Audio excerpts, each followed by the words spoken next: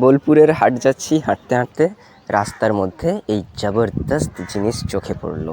আবার রাস্তায় এসে দাঁড়ালাম, মানে হাঁটতে আরম্ভ করলাম আর কি। কাছ থেকে দেখার জন্য একটু দৌড়াতে হবে।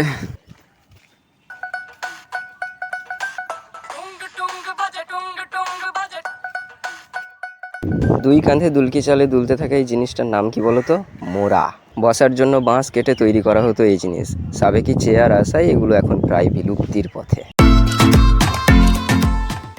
এখান থেকেই শুরু হলো এরপর সোনাঝুরি গাছের নিচে সোনাঝুরি হাট। ফাইনালি সেই মেন সোনাঝুরি হাট, সোনাঝুরি তরাই। এবার ঘুরে ঘুরে দেখা যাক একটু কেমন কি, কেন সব কাপড় চোপড় মেয়েদের। ওহো, কত কি রয়েছে দেখে নাও একবার।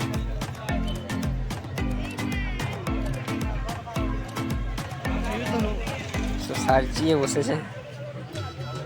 রবি ঠাকুর কিন্তু সব দেখছেন। এগুলো কিসের বোঝা যাচ্ছে না তো, দেখ ব্রোঞ্জের না পোড়ামাটির। ব্রোঞ্জেরই মনে হচ্ছে। কারোর কানের রিং প্রয়োজন হলে এখান থেকে নিয়ে যাও। খালি ব্যাগ, কোনোটাতেও টাকা ভরা নেই।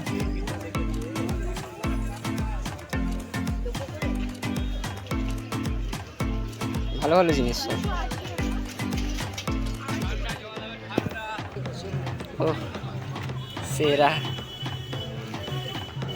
রং বেরঙের লকেট।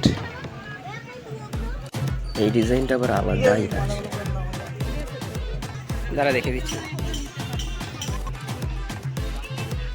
এদের পাঞ্জাবি, এদের ছেলেদের পাঞ্জাবি চলছে কেনা বেচা। একতারা কিনবি বলছিল, ওই দেখো ওই ধারে পাওয়া যাচ্ছে। নে না, যেটা নিবি নে।